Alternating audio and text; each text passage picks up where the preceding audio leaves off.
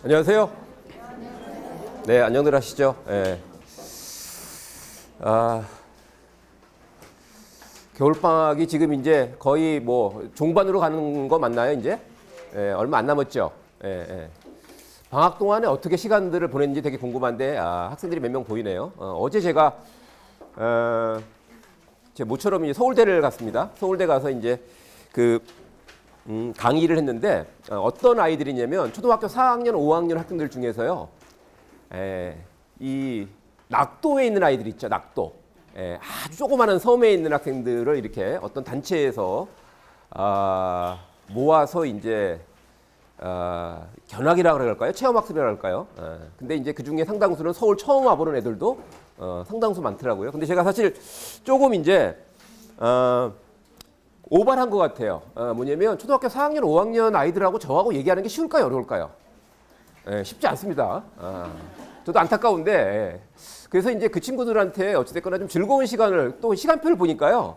되게 빡빡해요. 또 제 앞에도 어떤 학습법 전문가의 공부 잘하는 법 강의가 있어서 제가 이제 영상을 하나 편집해 갖고 가서 잠깐 보여주고 나서 얘기를 했는데 생각보다 아이들이요. 상당히 수준이 높더라고요. 근데 되게 재밌는 것 중에 하나가 뭐냐면 역시 시골 아이다운 면이 있어요. 뭐냐면 입시 이런 걸 몰라요. 입학사정관이라는 용어 처음 들어봤대요.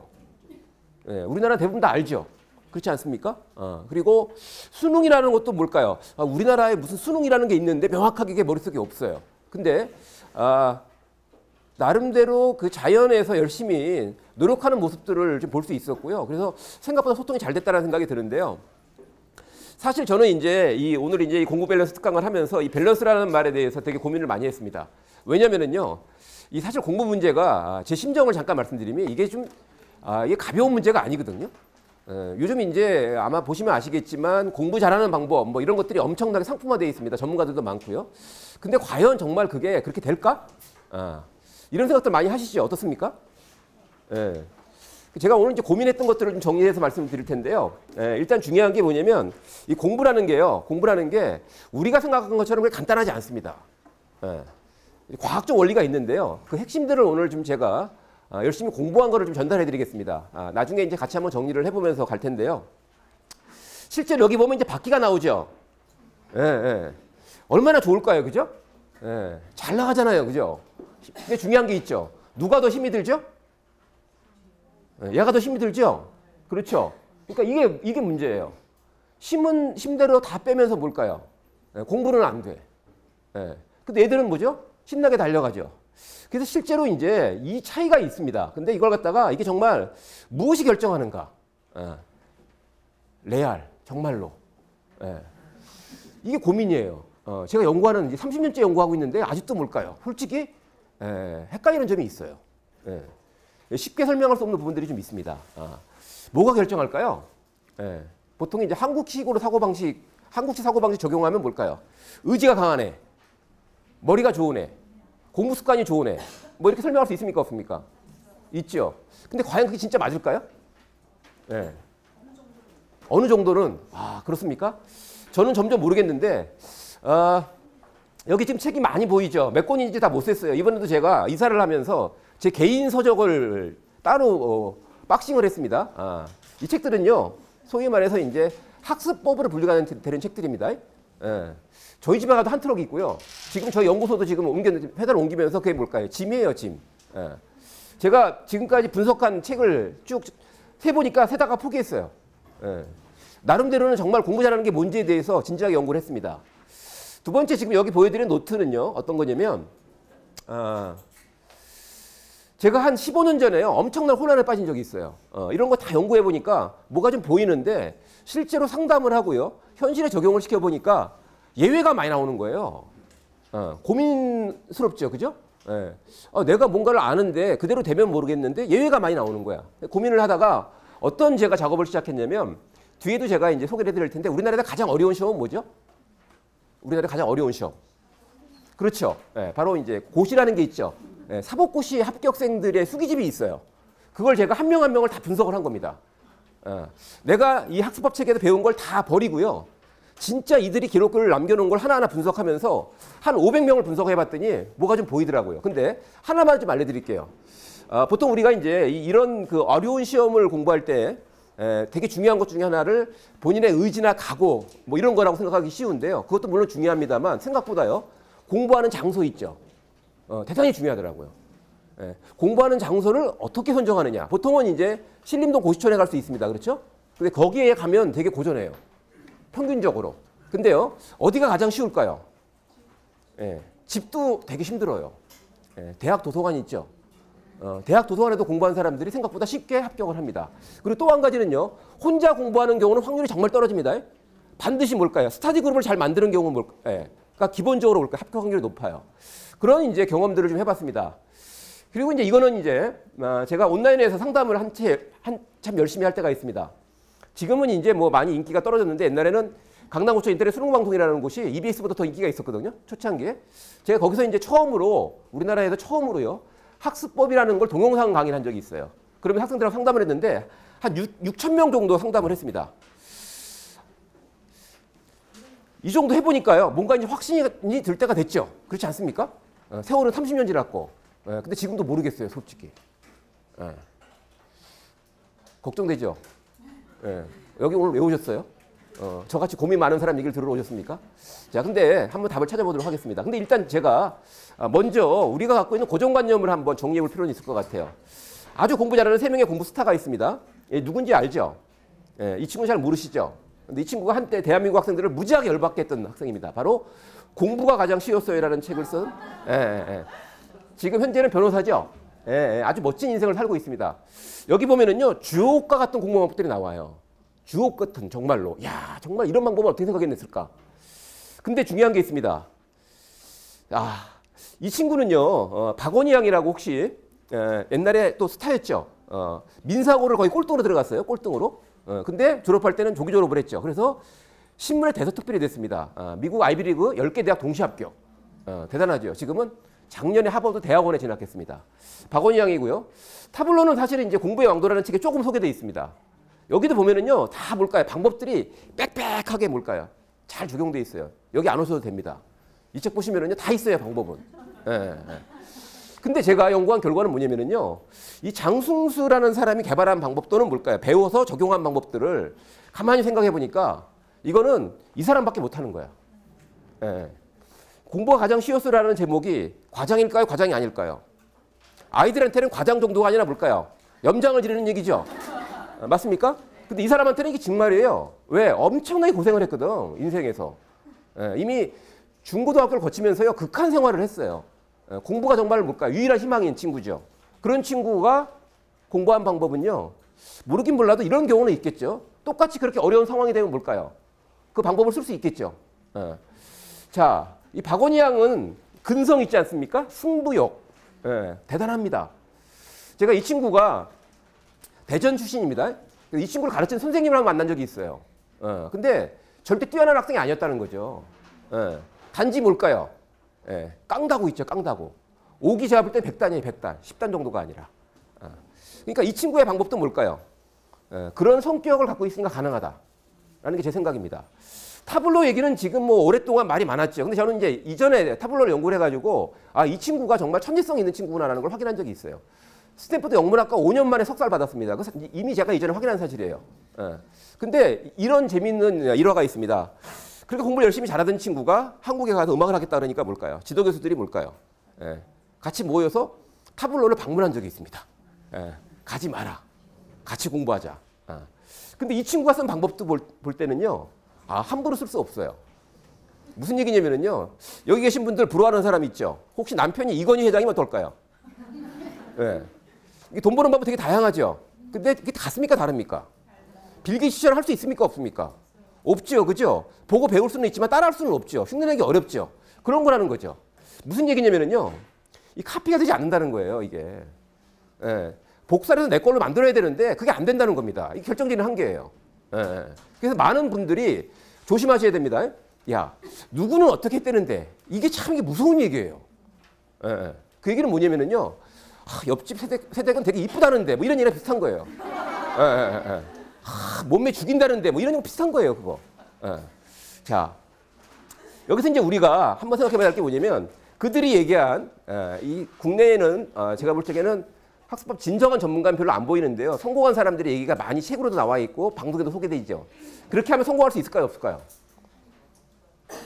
아, 지금 믿으세요. 성공했잖아요. 그렇게 해서. 근데 문제는 뭘까요? 그렇게 하면 성공하지만 그렇게 할 수가 있다, 없다? 할 수가 없다는 거죠. 하루에 단어를 100개씩 외웠대. 한번 해보세요. 예, 예. 아마 일주일 동안 하면 뭘까요? 삶이 달라질 겁니다. 삶을 일찍 마감해야 되겠다. 뭐 이런 생각이 들 수도 있어요. 예. 근데 그걸 즐겁게 하는 아이들이 있어요. 이게 문제인 거죠. 항상 그런 이상한 애들이 문제입니다. 예. 근데 이제 우리가 생각할 때요, 공부에 대한 고정관념이 있습니다. 뭐가 있냐면 일단 의지의 문제를 되게 많이 강조하죠.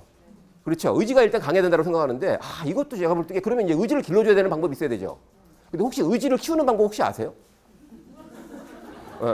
그거 좀 만들었으면 좋겠어요. 좀 약을 하나 딱 만들어가지고요, 이걸 딱 먹는 순간 의지가 확 강해진다. 이게 참 밑도 끝도 없는 얘기입니다. 그렇지 않습니까? 아니, 이게 중요하다면 뭘까요? 해결책이 있어야 될 거 아닙니까? 해결책이 없어. 근데 두 번째 이런 얘기도 있죠. 습관. 이 습관의 특징이 뭐죠? 습관의 특징? 중요하다. 또 하나 뭐가 있죠? 잘 안 바뀐다는 거죠. 그러니까 맨날 습관을 바꾸겠대. 이게 쉬울까요? 예? 제가 볼 때 인간 개조인데 이게 쉽지 않죠. 그 다음에 또 기초가 또 부족해서 그렇대. 예. 기초 부족한 거 다 마찬가지예요. 근데 문제는 뭐냐면 어떤 친구는 뭘까요? 부족한 기초를 잘 채우는 친구가 있고요. 어떤 친구는 그것 때문에 뭘까요? 자빠지는 친구가 있어. 도대체 뭐가 문제일까? 고민되는 거죠. 참 답이 없습니다. 자, 그래서 제가 이제 여러 가지 자료를 찾다가 더 헷갈리기 시작했어요. 최근에 국내에도 소개된 자료가 하나 있습니다. 여기 보면 제목이 뭐냐면요, 효과적인 공부 기술, 공부 방법에 대해서 외국의 대학 기관에서요 연구를 했습니다. 10가지를 선정했습니다. 10가지. 그러니까 우리도 알고 있는 보통 공부할 때 방법. 자, 제가 간단하게 번역을 해드리겠습니다. 읽는 건 생략할게요. 제 발음이 후져가지고. 첫 번째는 뭐냐면 아주 심층적으로 질문을 해보는 겁니다. 자기 공부하는 거에 대해서. 두 번째는 공부한 걸 설명해보는 거예요, 스스로. 세 번째는 요약해보는 겁니다. 네 번째는 밑줄을 치거나 뭘까요? 형광펜으로 뭘까요? 표시하는 거죠. 다섯 번째는 키워드를 가지고 뭘까요? 연상을 한번 해보는 겁니다. 여섯 번째는 텍스트를 보면서 뭘까요? 연관된 이미지를 떠올려보는 방법이고요. 그 다음에 뭘까요? 다시 읽어보기. 그 다음에 문제 풀어보기. 그 다음에 아홉 번째는 공부 계획을 세우는데요. 일반적인 방법은 아니지만 뭘까요? 띄엄띄엄 공부 계획을 세우는 방법입니다. 그 다음에 마지막으로는 뭘까요? 공부 계획을 되게 버라이어티하게 막 만드는 방법이에요. 이런 10가지 방법을 가지고 실험을 했습니다. 근데 결과가요, 놀랍게 나왔어요. 어떻게 나왔냐면요. 자, 여기 보시겠습니다. 10가지 중에서요, 효과 없다, 보통이다, 효과 있다, 2개밖에 없어요. 효과 있다는 뭘까요? 문제 푸는 거. 그 다음에 두 번째는 공부를요, 집중적으로 하는 게 아니라 뭘까요? 띄엄띄엄 하는 거. 요거 외에는 별로 효과가 없대요. 이거 인정할 수가 없는 거예요, 제가. 왜냐면은요, 저는 여기서 가장 강력한 효과를 제가 검증하고 확인한 방법은 뭐냐면은요, 두 번째 같은 거거든요. 자기가 공부한 거 설명해보는 방식, 대단히 효과적인데 여기서는 효과가 없대요. 이거 보고 나서 제가 또 잠이 안 오더라고요, 이거. 내 삶, 그동안에 내 고생은 다 어디 갔을까? 근데 저는요, 이 연구에 한계가 있다는 생각이 들어요. 그 한계, 근본적인 한계가 있는 연구였다라는 생각인데 그 뒤에 또 하나씩 말씀을 드리겠습니다. 자, 정말로 무엇이 결정하는 건데요? 무엇이 결정하는가? 오늘은 제 강의를 듣기보다는 같이 고민을 나눈다는 생각으로 이렇게 한번 같이 쭉 갔으면 좋겠습니다. 자, 그래서 제가 이제 설계하려고 하는 건 뭐냐면요, 두뇌 기반 학습의 원리입니다. 왜냐하면 말도 많고 탈도 많은데 어찌됐거나 최근에 이 두뇌 기반 학습이라는 것이 외국에서는 공인된 학습 방법론이거든요. 교사학습 설계의 가장 기본적인 원리예요. 자, 사람의 신체 기관 중에서요, 공부를 하는데 가장 중요한 기관은 어디죠? 엉덩이입니까? 아니죠. 머리죠. 근데 머리에 대한 연구가요, 최근에 진행되고 있어요. 최근에. 이게 문제거든요. 옛날부터 잘 알았으면 뭘까요? 헷갈리지 않겠죠. 근데 최근에 진행되고 있습니다. 자, 이 두뇌 기반 학습의 원리에 대해서 일단 제가 중요한 걸 빨리 한번 정리해 드리겠습니다. 첫 번째, 이 책을 제가 추천을 드리진 않습니다. 이게 읽기가 어려워서 제가 요약을 해드릴 테니까. 근데 제가 이 책을 소개하는 이유는 뭐냐면요, 이 주디 윌리스라는 저자가 아주 독특한 사람이에요. 뭐냐? 이 신경과학자거든요. 두뇌를 연구한 사람이에요. 근데 이 사람이 뒤늦게 뭘까? 교사가 됐습니다. 15년 동안 뭘까요? 정신과 전문의 신경과학자로 일을 하다가 뒤늦게 그 원리를 뭘까요? 교육 쪽에 적용하고 싶어가지고 그런 독특한 이력을 갖고 있는 사람인데, 이 사람 얘기를 잠깐 보겠습니다. 이 사람이 무슨 얘기하냐면요, 이제 우리는 감각기관을 통해 들어온 정보가 일시적으로 머물면서 정보를 조작하는 작업기억 형태로 개별 정보를 연결하는 연관기억 형태로 최종적으로 장기기억으로 저장할 수 있는 과정을 관찰할 수 있다고 되어 있습니다. 자, 여기 보면 작업기억이라는 말이 나오고요. 연관기억, 장기기억 이런 말이 나오는데 제가 다 뒤에 설명을 드릴 겁니다. 근데 여기서 중요한 게 있죠. 여기서 가장 중요한 단어가 뭘까요? 관찰 아닐까요? 관찰? 자, 관찰이라는 단어 한번 생각해 봅시다. 관찰을 했어요. 근데 어떤 사람이 서로 다른 결과에 도달할 수 있습니까? 없습니까? 있지만 그럴 확률은 대단히 떨어지죠. 왜? 이거는 뭘까요? 연구가 아니라 관찰이니까. 관찰은 뭐죠? 객관적인 팩트를 눈으로 보는 거잖아요. 맞습니까? 그러니까 놀랍게도 근데요. 사람의 기억이 관찰이 된대요. 그럼 뭘까요? 고민에서 빠져나올 뭔가 희망이 생기는 거죠. 관찰한 결과 가지고 뭘까요? 이게 옳다 그러다라고 판단할 수 있습니까? 없습니까? 판단할 수 있잖아요. 그렇죠. 그 정도 수준까지 와 있기 때문에 제가 그간의 고민들을 좀 털어볼 수 있을 것 같아요. 왜? 이게 맞을까 저게 맞을까 검증할 수 있는 기준이 없잖아요. 왜? 나는 이렇게 공부에 성공했대. 근데 정반대로 공부에 성공한 놈도 있어. 예? 어떤 애들은 뭘까요? 정말로 혼자 독학을 했대. 어떤 아이는 뭘까요? 혼자 공부하니까 너무 힘들어가지고 그룹 스터디를 만들었대. 다 달라요. 근데 공통적인 게 있죠. 원리가 있습니다. 한번 정리해 보겠습니다. 일단 첫 번째, 자 지금 제가 설명드리는 어떤 그런 과학적 전문 용어 이런 것들은 다 까먹으셔도 됩니다. 그걸 기억하실 필요는 없어요. 그 핵심이 아닙니다. 근데 일단 과학자들이 연구해 보니까요, 요 부분이 있습니다. 요 부분. 그러니까 여기가 뭐냐면은요, 척추를 타고 올라온 신경들이 쭉 뭘까요? 두뇌에 연결되기 직전에 이걸 갖다가 우리가 이제 망상활성계라고 합니다. 망 모양으로 뭘까요? 일종의 뭔가 이렇게 그물 같은 게 있다는 거예요. 그물. 자, 이 망상활성계를 뭘까요? 중요한 게 뭐냐면 우리가 뭔가 많은 감각들을 받아들이죠. 공부도 감각이 들어오는 거죠. 근데 중요한 게 뭐냐면 이 망상활성계의 중요한 역할은 1차로 뭘까요? 필터링을 해요. 여기서 걸러냅니다. 그래서 뭘까요? 내가 뭔가 열심히 정보를 접했는데 자극을 받았는데 이게 뭘까요? 걸러졌어. 그러면 두뇌가 인지한다 못한다? 두뇌가 인식을 못해요. 대단히 중요한 거죠. 그러니까 최소한 뭘까요? 공부를 한다고 했을 때 뭘까요? 여기는 통과해야 되겠죠. 그렇지 않습니까? 여기 통과하지 못하면 뭘까요? 아무 소용 없는 거야. 자, 근데 이제 과학자들이 연구를 해보니까 이 망상활성계를 통과하는 정보는요, 특징이 있습니다. 첫 번째, 뭐냐? 신체적 요구. 배고플 때 뭘까요? 냄새나면 바로 통과. 알겠습니까? 그러니까 내가 뭔가 생존과 연관된 어떤 그런 자극들이 있죠. 이런 것들은 뭘까요? 바로바로 통과. 이건 인정되시죠? 두 번째, 자기 주도 선택. 이게 중요해요. 그러니까 내가 선택을 해야 돼요. 제가 여기서요, 많은 사람들을 보고 있는데 어떤 특정한 사람을 딱 선택하고 보면 뭘까요? 인식이 되는데 그렇지 않은 사람들도 분명히 제 눈에 들어오죠, 시야에. 그렇지만 저는 인식을 못해요. 내가 선택해야 된다는 겁니다. 세 번째는 뭐냐면요, 새로운 자극. 내가 이전에 이렇게 알고 있는 것은 뭘까요? 무시당할 가능성이 높아. 근데 새로운 거면 뭘까요? 일단 통과될 가능성이 있다. 자, 여기서 이제 중요한 게 뭐냐면 1차 관문이죠, 이게. 제가 생각할 때는요. 1차 관문입니다. 1차 관문을 과연 우리 아이 공부는 어느 정도 통과하고 있는가 생각해 보실 필요가 있어요.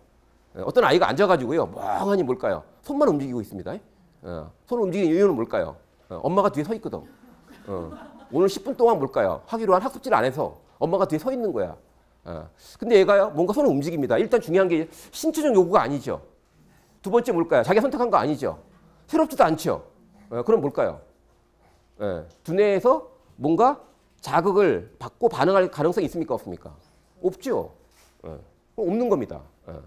자, 여기서 이제 중요한 것은 뭐냐면 이 세 가지의 답을 찾으셔야 돼요.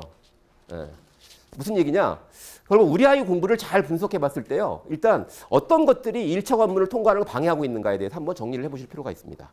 세 가지 정도 한번, 자, 워크시트에 보면 제가 1, 2, 3, 4, 5번이라고 돼 있죠. 그러면 지금 오늘 당장은 아니더라도요, 강의를 좀 들으시고 나서 정리를 하면서 과연 이 세 가지 기준이 뭘까요? 통과 기준인데 과연 우리 아이는 어떨까 한번 생각을 한번 해보시면 좋겠습니다. 그리고 나중에 동영상이 올라가면요, 밑에 댓글 같은 걸 통해서 한번 같이 생각들을 공유하는 게 좋을 것 같아요. 지금 당장 결론을 낼 수 있는 건 아닙니다. 이거 가지고 뭘까요? 1박 2일 갈 수도 있어요. 자, 일단 1차적으로 여길 통과해야 됩니다. 그 다음에 두 번째가 있는데요.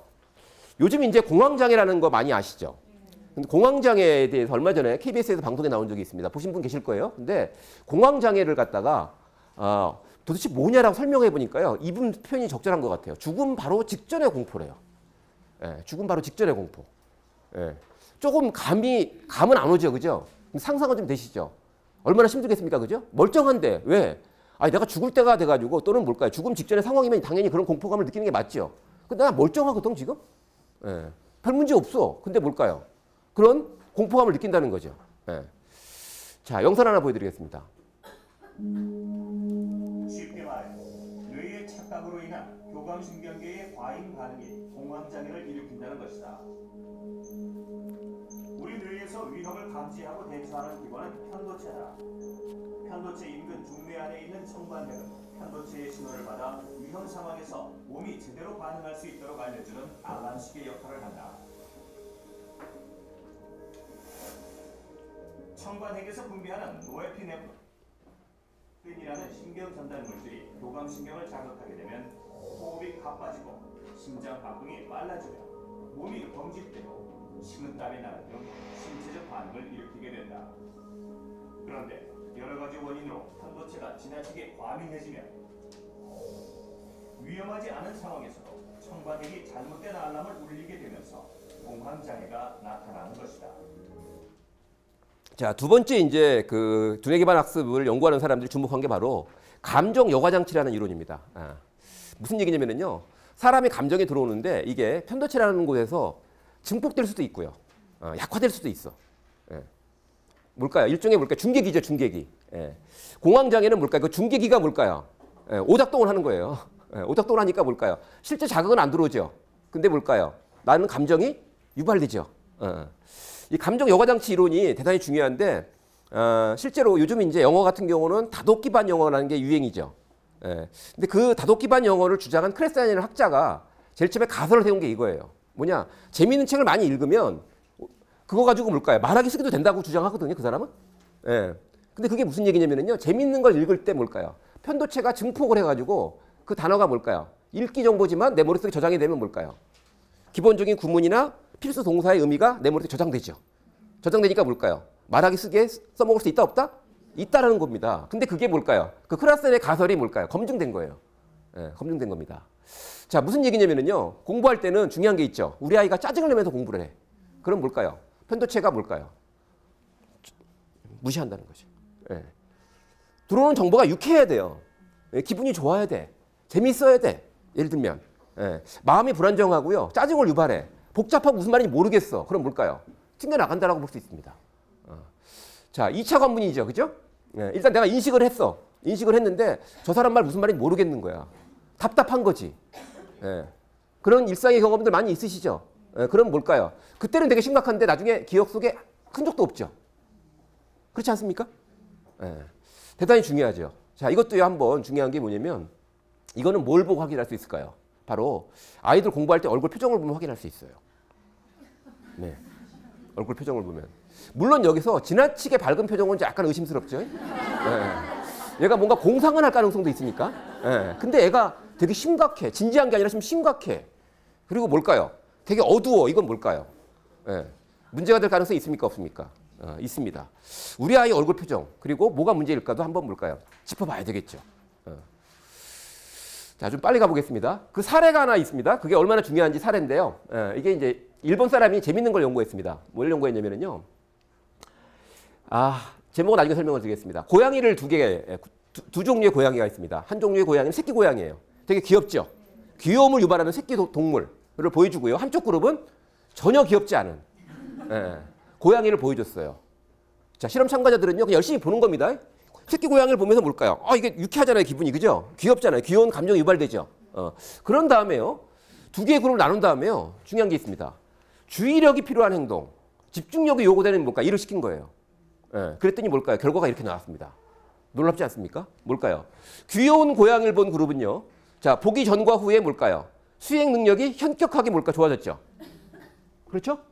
근데 뭘까요? 어른, 동물을 본 그룹은 별 차이가 없죠. 다른 것도 별로 차이가 없어요. 이게 왜 그럴까요? 이제 이해되시죠? 앞에 거 연관지어 설명하면 뭘까요? 내 기분이 유쾌해졌잖아요. 맞습니까? 그러니까 유쾌해진 상태에서 뭘까요?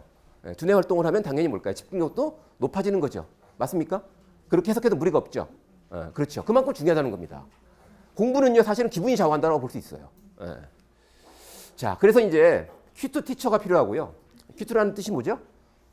귀엽다. 반대말이 뭘까요? 푸시라는 말이 있습니다. 까탈스러운. 한번 이제 스스로 자신의 이미지를 한번 떠올려 보세요. 나는 우리 아이한테 얼마나 귀엽게 다가가고 있는가. 뭐 이런 것도 한번 생각해 볼 필요가 있겠죠. 자, 또 하나 이제 이것도 제가 이전에 소개해 드린 논문인데요. 일단 중요한 부분이 다시 한번 설명을 드립니다. 이게 뭐냐면, 요건 좀 빨리 설명을 드리겠습니다. 어떤 거냐면요. 요 그래프를 잠깐 보시면은요. 제일 처음에 대학생들을 모아놓고요. 시험을 봤어요. 근데 그때는 너희들 그냥 최선을 다해서 한번 문제 풀어봐. 이렇게 했는데 두 번째 시험을 볼 때는요. 처음에는 차이가 별로 없었습니다. 근데 두 번째 시험을 볼 때 차이가 되게 크죠. 한쪽 그룹은 처음보다 5% 성적이 올라갔고요. 한쪽 그룹은 12% 떨어졌어요. 이게 되게 큰 차이죠. 큰 차이예요. 갑자기 IQ가 좋아진 거 아니죠. 갑자기 의지가 강해진 거 아니죠. 공부 시간은 똑같아. 예를 들면. 근데 이렇게 큰 차이가 벌어집니다. 자, 그거는요. 바로 이제 앞에 말씀드린 책에 보면 작업 기억이라는 말이 나오죠. 그 바로 워킹 메모리라는 게 관찰이 됐어요. 전두엽 앞쪽에 오렌지색 부분이 워킹 메모리거든요. 이 워킹 메모리가 뭘까요? 들어온 정보를 내가 가공하는 겁니다. 가공. 아시겠습니까? 가공하는 거예요. 가공하는 역할을 하는 곳이 확인이 됐죠. 참고로 말씀드리면 워킹 메모리 용량은 7입니다. 7. 가나다라 바바사 몇 개죠? 7이죠. 태정태세 문단세 7이죠. 빨주노초 파남보 7이죠. A, B, C, D, E, F, G 7이죠. 맞습니까? 우리가 이미 알고 있는 거예요. 경험적으로. 그러니까 순간적으로 뭘까요? 동시에 처리할 수 있는 정보 처리의 가지수는 7개밖에 안 되는 겁니다. 아시겠습니까? 여기서 뭘까요? 지금 제가 제 워킹 메모리를 쓰고 있는 거예요. 여러분들도 뭘까요? 제 워킹 메모리를 통해서 제 얘기를 워킹 메모리를 통해서 뭘까요? 제 설명을 들은과 동시에 제 용어, 제가 쓰는 용어에 관련된 뭘까요? 배경식을 머릿속에 막 끌고 와가지고 뭘까요? 거기서 뭘까요? 이런 말이구나 라는 걸 이해하고 있는 겁니다. 자, 이 워킹 메모리 가지고 이거 설명할 수 있습니다. 자, 1차 시험을 볼 때는 뭘까요? 최선을 다해라 이렇게 했다 그랬죠. 근데 2차 시험을 보기 전에 이런 말을 했습니다. 장학금과 관계가 있고 시험 성적 공개하고 반평균 이하는 각오해라. 그리고 자, 철저하게 뭘까요? 이런 얘기를 했습니다. 학생들한테. 자, 학생들한테 이런 얘기를 하면은요. 학생들이 이런 얘기를 금방 잊을 수 있을까요? 아니면 머릿속에 맴돌까요? 머릿속에 맴돌죠. 머릿속에 맴돌다는 얘기가 뭘까요? 바로 이 얘기가 워킹 메모리에 딱 들어가서 뭘까요? 자리를 차지한다는 얘기입니다. 아시겠습니까? 그 상태에서 뭘까요? 시험을 보게 되면 생각해 보세요. 공간이 작아지죠. 그러니까 뭘까요? 제 실력 발휘 못하는 겁니다. 그건 실수가 아니에요. 아시겠습니까? 근데 여기서 중요한 게 뭐냐면 얘들은 뭐냐 이거야. 똑같이 얘기를 들었는데 얘들은 바로 제목을 보겠습니다. 여러분들 불안하십니까? 네. 그럼 지금부터 10분 동안 시간을 줄 테니까 여러분들의 불안한 감정을 글로 써보세요. 라는 퍼포먼스를 시킨 겁니다. 자, 자신의 감정을 글로 씁니다. 그러면 마음이 더 불안해질까요? 안정이 될까요? 안정이 되겠죠. 다시 뭘까요? 정상 상태로 복귀시킨 상태에서 시험을 보니까 뭘까요? 비슷한 문제를 더 잘 풀었죠. 근데 얘들은 뭘까요? 여러분들 불안하십니까? 네. 계속 불안하세요? 이러고 시험을 봅니다. 여기서 중요한 게 뭐냐면요. 어떤 정보가 들어오면은요. 또 한 가지 세 번째 관문이 있죠. 뭘까요? 내가 그 정보에 대한 뭘까요? 내 생각을 연결시켜야 되죠. 맞습니까? 그냥 멍하니 있으면 뭘까요? 그냥 지나가는 거죠. 바로 뭘까요? 그렇게 정보를 가공하는 바로 연관 기억을 만드는 곳이 어디다? 워킹 메모리라는 거죠. 자, 여기서 이제 중요한 게 뭐냐면 3차 관문을 통과해야 됩니다. 이제 들어온 정보가 1차 관문, 2차 관문을 통과했는데 3차 관문에서 뭘까요? 별 생각이 없어 내가.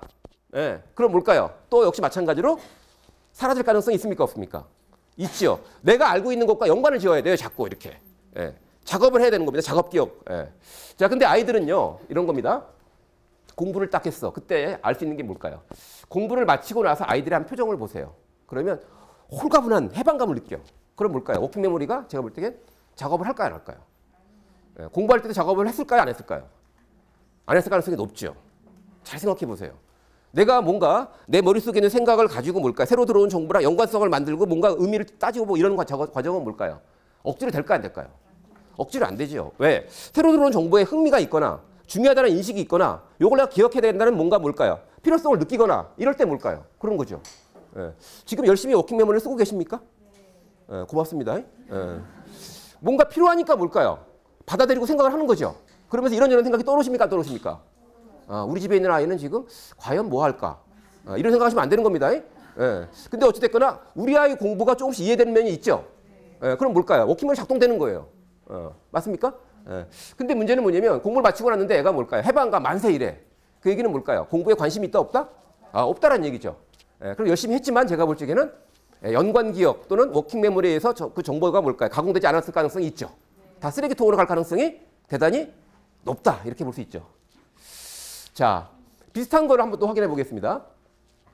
영국 에딘버러 대학에서요. 정말로 공부 잘하는 게 뭔지에 대해 연구를 했는데 되게 중요한 결과가 나왔습니다. 뭐냐?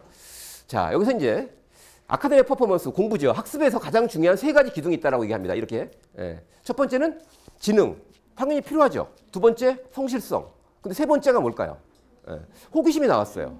호기심. 이 호기심. 근데 여기서 중요한 게 제가 볼 때는요. 결정적으로 중요한 호기심이거든요. 호기심이 있으면은요. 이 문제가 해결돼요. 이 문제가 해결됩니다. 무슨 얘기일까요? 호기심이 있다는 얘기는 뭔가 정보가 들어오면 뭘까요? 정보가 들어와서 날 자극할 때 뭔가 맛이 있다는 얘기죠. 관심이 있다는 얘기죠. 그죠? 그럼 뭘까요? 내 머릿속에 있는 정보를 다 끄집어내 갖고 뭘까요? 연관 기억을 만들고 막 가공을 하겠죠. 그러니까 신나게 요리를 하는 겁니다. 근데 그때 호기심이 없으면 뭘까요? 머리를 안 쓰죠. 중요한 게 게을러지죠. 맞습니까? 자, 중요한 게 뭐냐? 바로.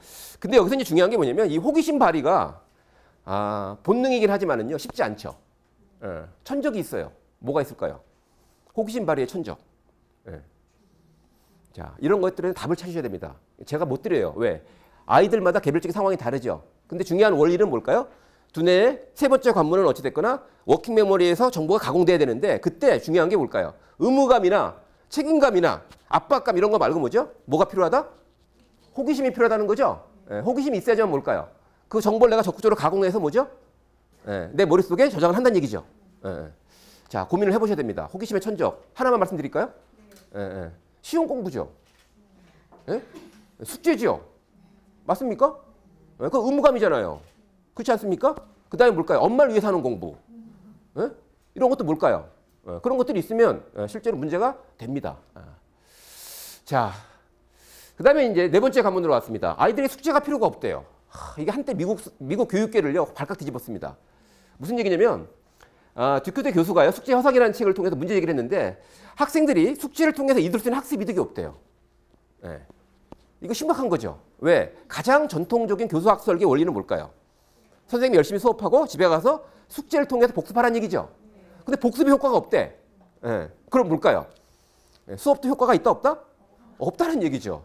제가 어제 이제 대전에서 이제 전국 수학교사 모임에 워크숍에 가서 강의를 했습니다. 선생님들이거든요, 다. 중고등학교 수학 선생님들한테 숙제 내주십니까? 그랬더니 낸대요. 왜? 수업 시간에 공부한 걸 복습하라고. 그래서 제가 이걸 딱 설명했어요. 그랬더니 깍 소리 지르시더라고요. 효과가 없대. 근데요, 읽기는 조금 효과가 있답니다. 자, 근데 제가 입증을 해드리겠습니다. 자, 실제 지금은요, 사람의 기억이 어떻게 만들어지는지를 어느 정도나 파악하고 있어요. 자, 일단 사람의 기억이라는 건 뭐냐면 내가 공부를 합니다. 그럼 뭘까요? 소리로 듣든 눈으로 보든 뭔가 자극이 들어오죠. 들어오는데 이게 뭘까요? 전기 신호로 다 바뀝니다. 여기 보면 국소적인 전류라고 되어 있죠. 전기 신호를 일으켜요. 전기 신호를 일으키는 겁니다. 제가 말씀드린 것처럼 1차 관문을 통과한다, 2차 관문을 통과한다 이런 거 뭘까요? 대단히 과학적인 원리예요. 왜? 전기가 통과, 안 통과 이런 거예요. 전기가 들어오고 안 들어오고 이런 겁니다. 사실은. 자, 이렇게 국소적인 전류가 이제 만들어지고요. 그 다음에 두 번째. 학창시절로 돌아가 볼까요? 시냅스라는 얘기 기억나시죠? 미세한 틈이 있어. 이 틈에서 뭘까요?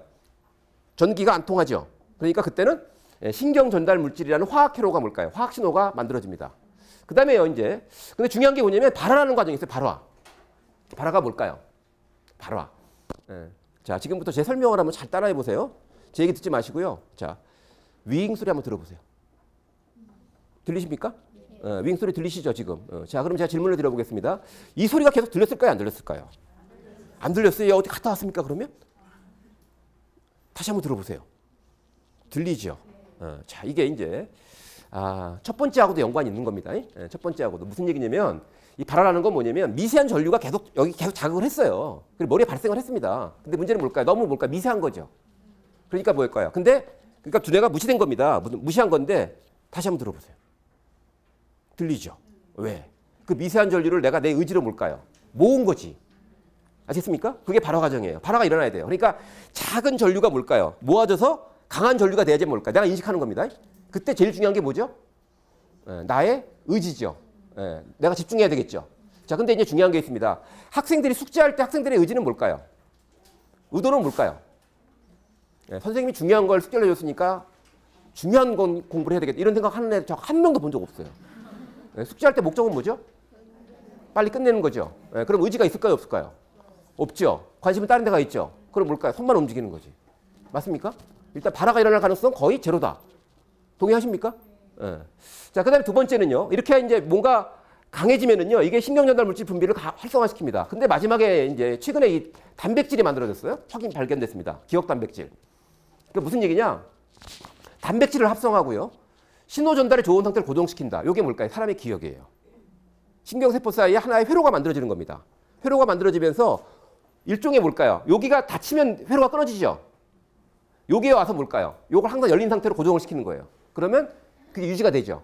네. 자, 혹시 지금 본인의 이름이 헷갈리시는 분 손 들어보세요. 내 이름이 헷갈린다. 이런 분 안 계시죠? 근데요, 만약에요, 분명히 머릿속에 자기의 이름을 기억하고 있는 회로가 있겠죠.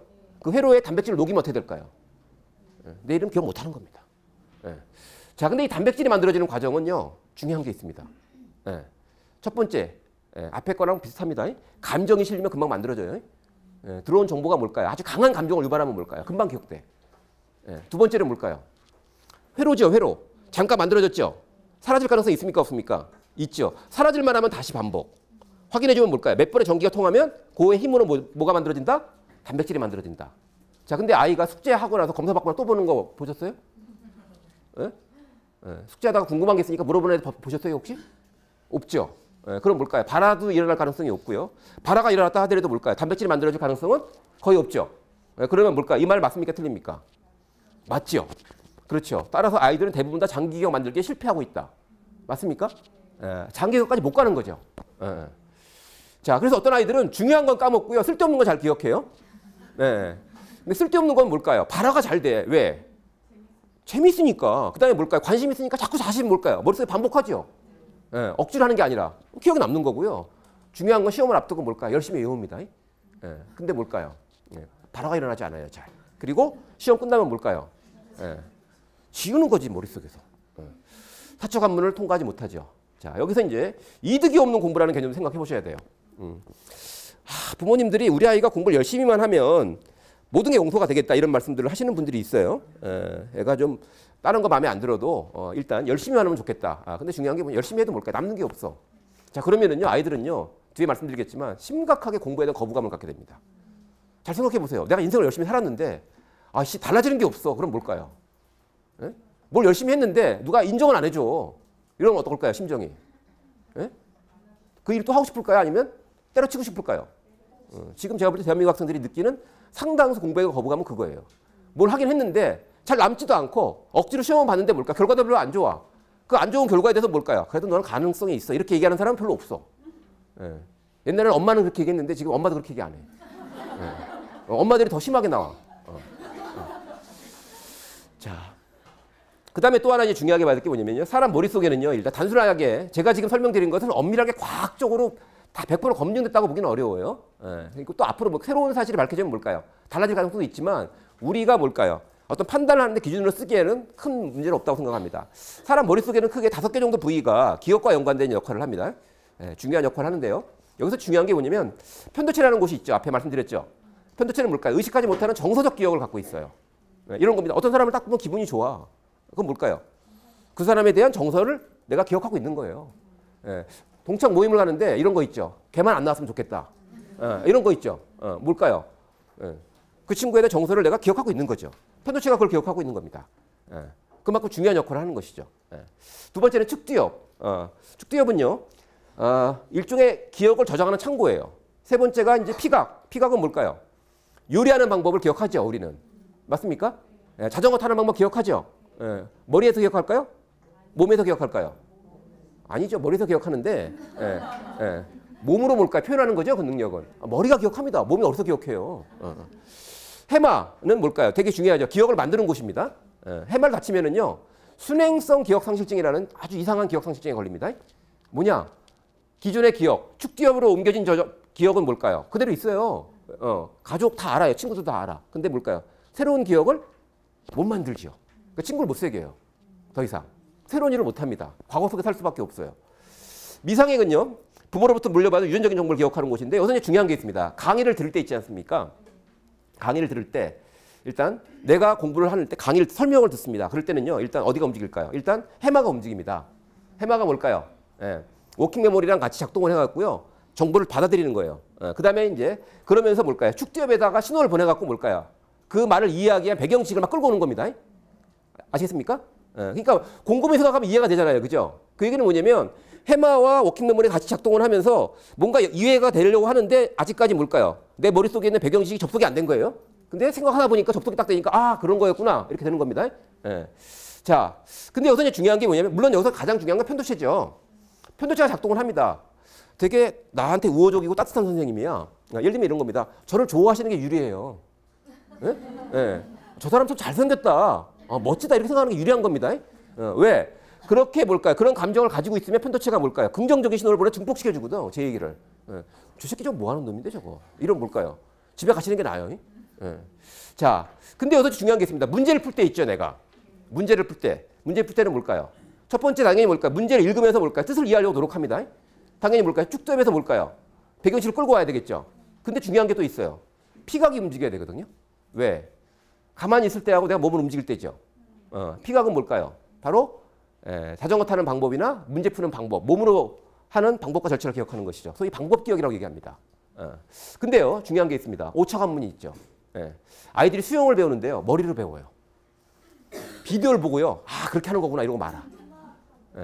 그럼 될까요, 안 될까요? 요리하는 방법, 가끔 그런 거 고민되지 않으세요? 방송에 딱 보니까 쉬울 것 같아, 그죠? 볼 때는 그죠? 근데 딱 방송 딱 끝나고 해보려니까 뭐가 돼요, 안 돼요? 참 이게 문제입니다, 그죠? 근데 아이들이 그렇게 공부하고 있어요. 선생님이 문제를 풀어줍니다, 그죠? 그럼 어떻게 될까요? 이러면 될까요, 안 될까요? 그럼 피각이 안 움직이잖아요, 그죠? 자전거 타는 방법은 뭘까요? 반드시 자전거를 타면서 배울 수밖에 없죠. 비디오로 됩니까, 안 됩니까? 다이어트용 체조는 뭘까요? 비디오 보면 열심히 살이 빠집니까? 그럴 수 없죠, 그죠? 근데 문제는 뭘까? 우리가 하고 있다는 착각이 일어나죠. 왜? 이해가 되니까. 그렇죠. 그게 문제입니다. 자, 실제로 아이들이 많은 부분에 있어서 이런 거거든요. 선생님 문제를 풀어줘. 그럼 뭘까요? 근데 따라해야 되거든, 그거를. 자, 막간을 이용해서 제가 이 공부인지라는 프로그램을 잠깐 소개해 드릴게요. 여기에는 해당 사항이 없어요. 근데 혹시 주변에 고등학생들 중에 수능 때문에 고조하는 친구들이 있으면은요, 저희 공부연구소에서 만들어서 여기 뭐라고 돼 있죠? 따라만 해도 1등을 받을 수 있는 공부인지라는 온라인 프로그램을 만들어 놨습니다. 원리는 간단해요. 동영상을 보여주는데요, 길게 안 보여줘요. 왜? 길게 보이면 따라할 수 있습니까, 없습니까? 따라할 수 없거든. 그래서 뭘까요? 조금밖에 안 보여줘. 그리고 뭘까요? 바로 따라하기 시켜요. 애들이 어떤 느낌일까요? 공부가 뭔지 알겠다는 거죠. 성취감이 있습니다. 혹시 주변에 수능 때문에 고전하는 친구가 있으면 사실 이런 원리들을 연구해서 다 만들고 있는 겁니다. 자, 여기서 이제 중요한 게 이제 5차 관문까지 왔는데 1차 관문, 2차 관문, 3차 관문, 4차 관문, 5차 관문까지 통과하면 뭘까요? 내가 유능한 사람이 되는 것 같아요. 배운 게 남는 거죠. 근데 만약에 그 중간에 뭔가 문제가 있으면 뭘까요? 열심히 했지만 남는 게 있다 없다? 없다라는 거죠. 자, 거기서 중요한 게 있습니다. 뭔가 재미도 있고요. 잘 되니까 뭘까요? 갑자기 뭘까요? 공부에 대한 의지가 생겨요, 안 생겨요? 그러면? 생기죠, 그죠? 그게 제가 볼 때 진짜 의지예요. 근데 정말 의지는 강해. 깡다구는 최고야. 안 돼, 씨 해도 근데 자꾸. 지겨운 거야, 힘든 거야. 그럼 뭘까요? 의지가 약해지죠. 그렇죠? 그게 제가 볼 때 문제인 것 같아요. 자, 두 번째 주제로 가보겠습니다. 이제 원리를 좀 이해하셨습니까? 뭔가 공부라는 것은요, 그냥 되는 게 아닌 거죠. 그죠? 개인마다 다를 수밖에 없죠. 왜? 편도체에서 흥미를 유발하는 게 뭘까요? 다르죠. 그렇죠? 또 하나 중요한 게 있죠. 연습할 때 뭘까요? 자전거 타는 방법 같습니까? 다릅니까? 다르죠. 요리하는 거 같습니까? 다릅니까?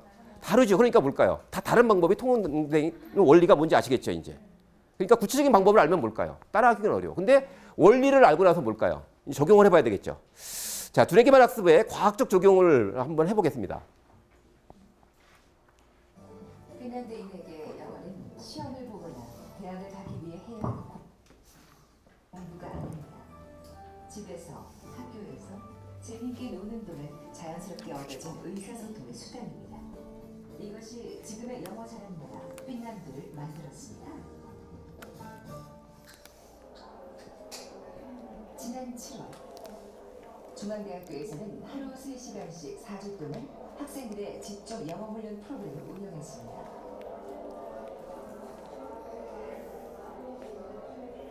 그리고는 한 가지 새로운 시도를 해봤습니다. 30개 반은 기존의 방식인 교재 중심의 영어 말하기 수업을 하고 2개 반은 교재가 없는 특별한 방식으로 운영하기로 했습니다.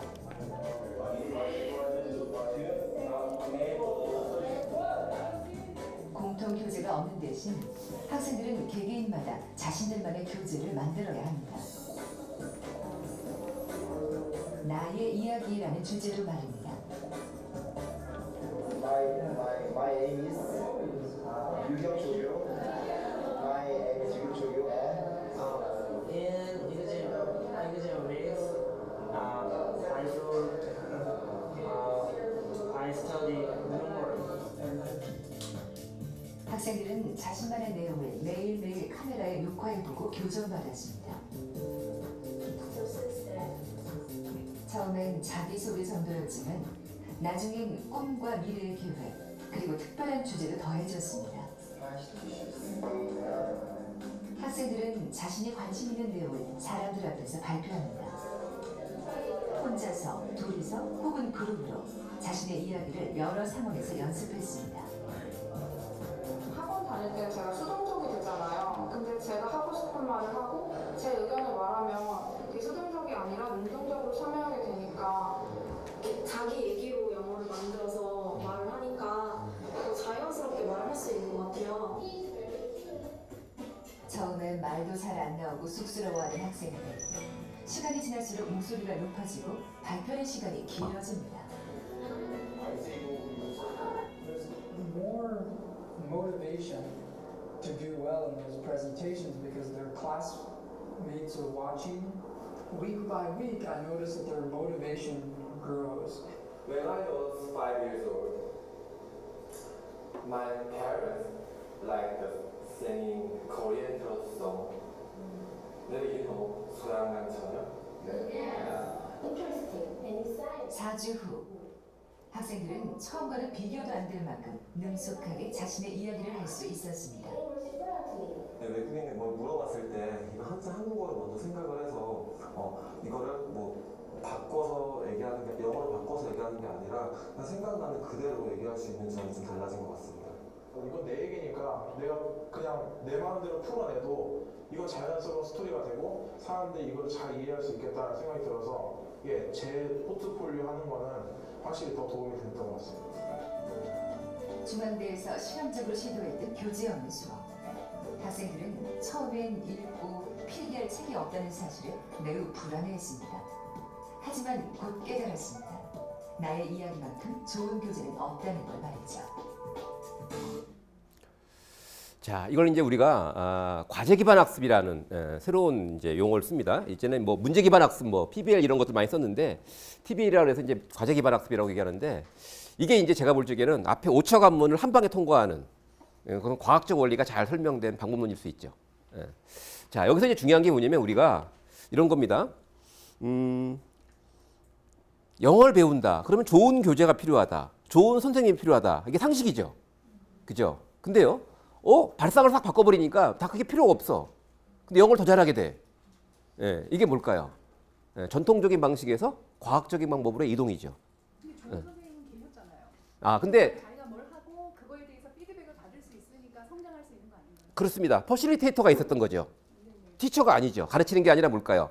촉진자, 도와주는 사람 옆에 있었던 거죠. 역할이 다르죠. 근데 그 도와주는 사람이 네.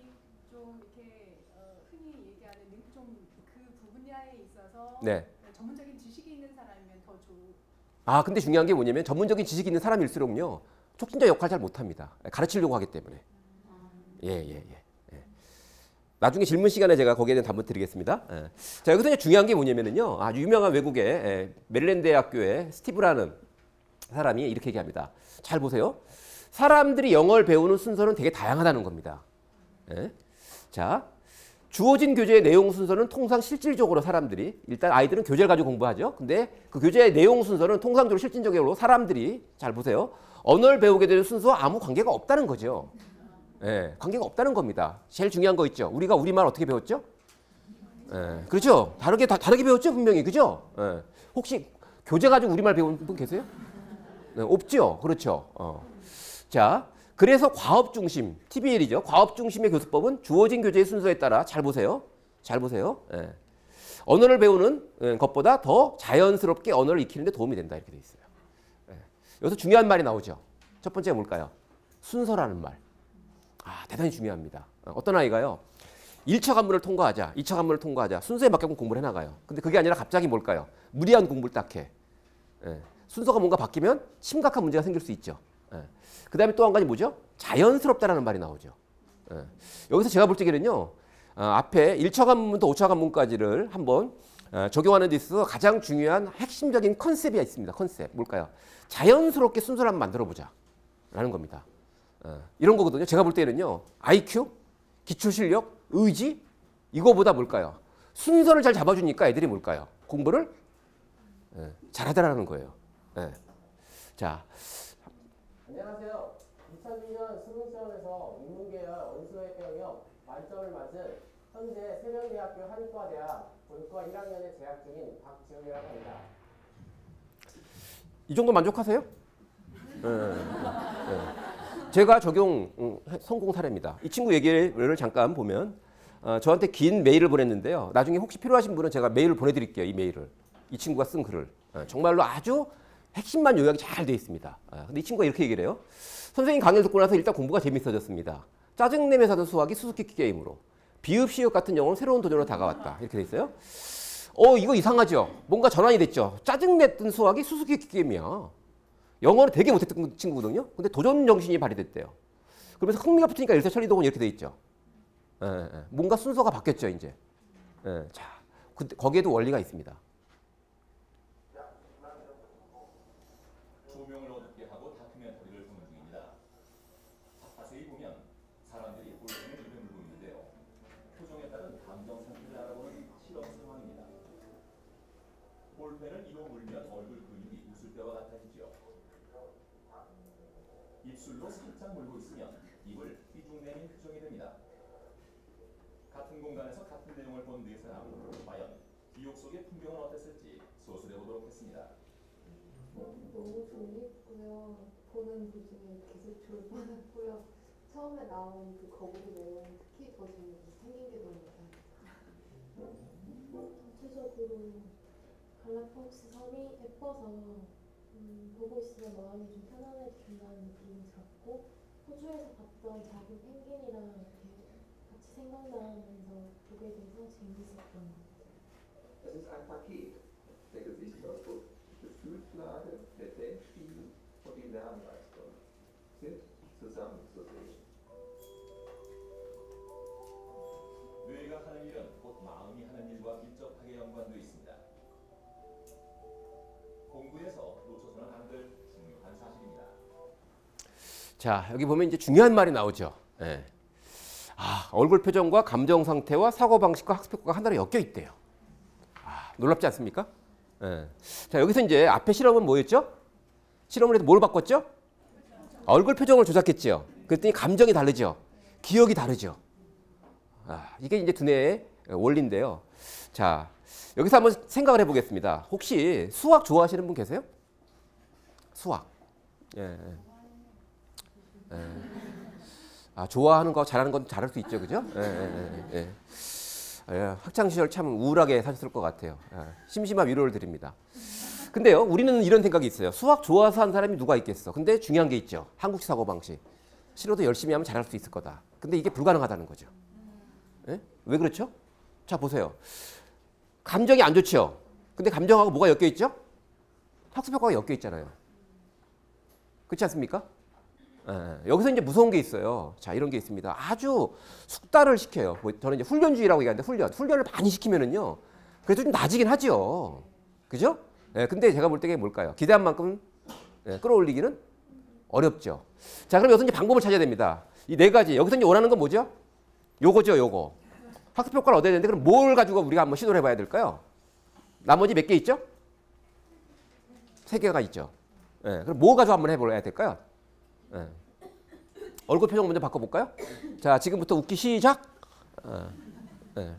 자, 이렇게 물면 뭘까요? 이렇게 물어보세요. 자, 중요한 게 뭐냐면 먼저 사고방식의 변화가 필요하죠. 사고방식. 생각해보세요. 내가 인간에 대한 혐오감이 있어. 대인관계가 대단히 부정적이야. 이런 생각이 확실해. 예. 그럼 뭘까요? 그런 생각하고 사람을 대하죠. 그럼 뭘까요? 좋은 감정을 느낄 수 있을까요? 없을까요? 절대 없죠. 사람은 좋은 사람이 많이 있어. 근데 내가 지금까지 뭘까요? 안 좋은 사람만 만난 거야, 운없게. 이런 정도의 생각의 변화가 필요하죠. 수학은 정말 재밌는 과목일 수 있어. 가치관에 혼란이 오십니까? 누구나 잘할 수 있어. 이런 생각이 필요하죠, 일단. 그래야지 뭘까요? 새로운 감정을 느낄 수 있고요. 표정이 밝아집니다. 자, 1단계부터 5단계까지 정리가 되십니까? 머릿속에 이제? 그러고 나면 학습 효과가 나타나죠. 자, 적용을 한번 해보겠습니다. 여기서. 수학은 원래 재밌는 과목이야. 근데 내가 지금까지 재미없게 한 것뿐이거든. 예? 제가 최근에요. 중국집을 가서 저는 100% 짬뽕맨이었거든요. 짜장면으로 바꿨습니다. 이유가 뭘까요? 새로 생긴 짜장면집이 정말 맛있어요. 짜장면이. 바뀐 거죠. 근데 제가 옛날에 짜장면을 싫어했던 이유는 뭘까요? 맛없는 걸 먹어서 그런 거거든. 대단히 중요하죠. 자, 근데 중요한 게 있습니다. 이 정답 맞추기는 되게 재미가 없어요. 근데 수수께끼 게임은 뭘까요? 문제와 다른 게 있죠. 틀려도 돼요? 안 돼요? 되죠. 그죠? 그렇게 틀려도 된다고 생각하고 뭘까요? 생각하는 재미를 느끼려고 노력하니까 뭘까요? 새로운 감정이 유발되죠. 그러고 나면 뭘까요? 마음이 한결 편하죠. 그래서 여러 번 틀려본다. 이게 되게 중요합니다. 자, 그것도 되게 중요한 주제인데요. 우리가 공부할 때는요. 틀리면서 배운다라고 생각하는 게 맞아요. 처음부터 맞추려고 하면 안 됩니다. 정상적인 방법이 아니에요. 영어도 뭘까요? 틀린 말을 쓰면서 뭘까요? 바른 말을 쓰는 게 맞는 거예요. 바른 말을 배우려고 뭘까요? 하다 보니까 안 쓰죠. 이게 문제인 거거든요. 자, 됩니다. 근데 여기서 이제 중요한 게 있습니다. 아이들한테는요. 약간 순서가 바뀔 필요가 있어요. 아이들한테는. 왜? 사고방식 잘 안 바뀌거든. 어른들은 뭘까요? 이제 산전수전 겪어보니까 또 하나 중요한 게 있죠. 어떤 게 유리하죠? 긍정적인 생각이 유리합니까? 부정적인 생각이 유리합니까? 다 알아 이제 어른들은. 그죠? 근데 애들은 뭘까요? 일단 엄마를 의심하거든. 엄마 공부시키려고 지금 머리 쓰고 있구나. 그래서 이게 잘 안 돼요. 그래서 아이들은 뭐부터 시작해야 될까요? 재밌는 경험을 할 수 있도록 도와주는 게 되게 중요해요. 재밌네? 방학 동안에는 뭘까요? 제가 최근에 신문 칼럼에다가 방학 동안에는 기숙학원에 보내지 말고 공부 힐링을 좀 해줘라. 힐링. 뭐죠? 재미있고 뭘까요? 즐겁고 유쾌한 공부를 경험하도록 하는 게 걔가 학기 중에 열심히 공부하도록 하는 정말 부모의 지혜로운 역할이다. 이렇게 글을 쓴 게 있습니다. 자, 뭔가 감이 잡히시죠? 여기서 이제 중요한 게 있습니다. 두 가지 길이 있는 거예요. 보통 우리는 무슨 생각을 할까요? 더 열심히 하면 되지. 이게 무서운 함정입니다. 스스로가요. 나는 공부에 최선을 다했어. 이렇게 자부할 수 있는 사람이 있을까요? 없을까요? 없더라고요. 전국 수석한 애도 만나봤는데 아쉬움이 있는 거예요. 거기에 함정이 있죠. 뭘까요? 스스로가 최선을 다했다고 생각하면 뭘까요? 결과가 안 좋아. 그럼 뭘까요? 이거 아닌가 보네. 이렇게 판단할 수 있죠. 그죠? 근데 스스로 생각할 때 부족함이 있다고 생각하니까 뭘까요? 그 부족함을 채우면 되지 않을까라고 생각하는 거죠. 그러면서 계속 그 길로 가요. 이게 문제입니다. 근데요.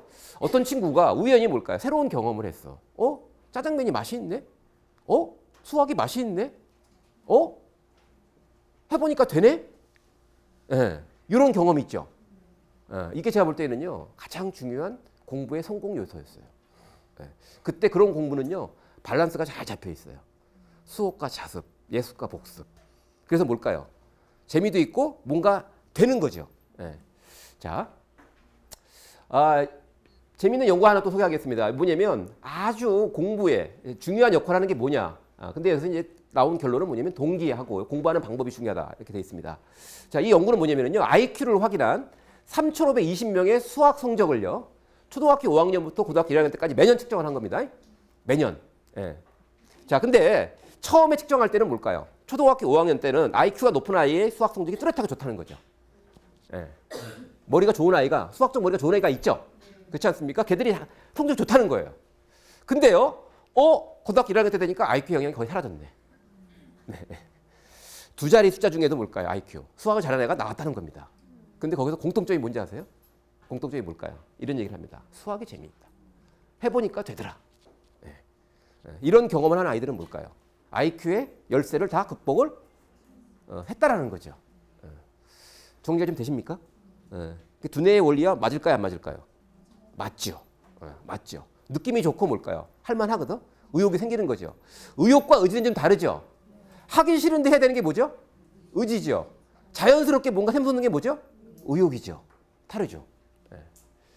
자, 근데 이제 우리나라는 심각합니다. 최근에 2011 팀스 결과가 나왔습니다. 팀스 결과가 나왔는데 송치도 초등학교 수학을 보니까 우리나라가 송치도는 2위를 했고요. 중학교 2학년은 1위를 했어요. 전 세계에서. 그렇죠? 근데 이쪽을 와보니까 흥미도가 15위네. 예, 국제 평균 미하야. 중요하니까 또 뭘까요? 역시 마찬가지예요. 흥미도 떨어지죠. 이게 문제죠. 그죠? 예, 성적은 좋은데 흥미는 떨어져. 어떻게 설명할 수 있을까요? 예, 그리고 중요한 게 있죠. 어떻게 해야 될까요, 이거? 어떻게 해야 될까요? 자, 여기서 이제 중요한 게 있습니다. 우리나라가요, 전 세계적으로 공부에 가장 많은 시간과 노력을 투자해요. 그래서 당연히 뭘까요? 이렇게 나올 수밖에 없는 겁니다. 예. 몇 배 더 하는데? 뭐 한민족이 돌다가리가 아니잖아요. 그죠? 그럼 당연히 뭘까요? 당연히 나와야지. 그렇게 생각을 해보세요. 일을 제일 많이 하는데, 예? 공부도 제일 열심히 하는데, 근데 문제는 뭘까요? 그 과정에서 아이들이 흥미를 잃어가죠. 자, 그럼 여기서 이제 중요한 게 뭐냐면 전체적으로 좋다는 것과 어떤 한 아이는 다른 문제라는 거예요. 전체적으로 좋을 수 있지만 우리 아이가 흥미를 잃었어. 그러면 걔는 뭘까요? 수학 과학을 열심히 안 하겠죠. 열심히 안 하니까 잘할 가능성이 뭘까요? 없지요. 그래서 우리가 잘한다는 걸 보고 착각하면 안 돼요.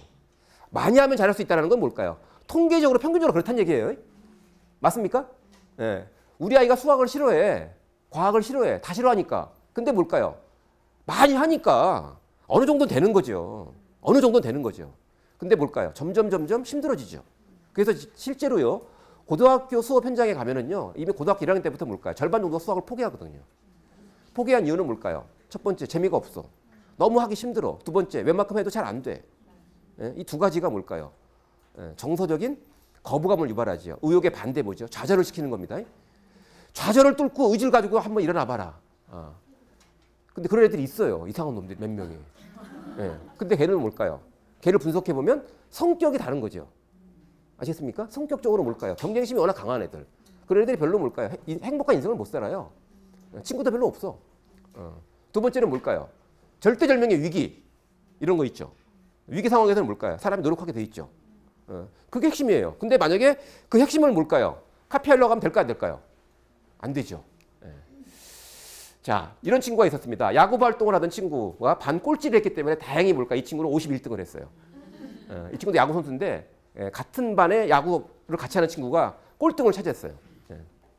전교 755명 중에서 750등. 상상이 되시죠? 근데 이 친구가 야구를 그만둔 건 고등학교 2학년 때야. 늦게까지 했죠, 그죠? 처음에 이제 공부를 시작했어요. 헌책방에 가서 중학교 1학년 영어 수학 교과서를 샀는데 I love you를 몰라가지고 사전을 찾았대요. 미치겠죠, 진짜로, 그죠? 근데 이 친구가 지금 어떻게 되는지 아십니까? 이 친구가 바로 이 친구예요. 여기 뭐라고 돼 있죠? 사법연수원 수료를 했습니다. 최근에 모 잡지에 실린 기사를 제가 좀 분석을 해봤습니다. 저 이런 거 분석하는 게 제 취미거든요. 이 친구 얘기를 한번 들어볼 필요가 있죠. 근데 여기서 중요한 게 뭐냐, 우리 고정관념은 깨지죠. 이 친구 기초 없는 애잖아요. 그렇죠? 근데 그것도 뭘까요? 대학 들어간 것도 아니고, 물론 재수했습니다만 인하대학교 법대를 갔어요. 거기서 뭘까요?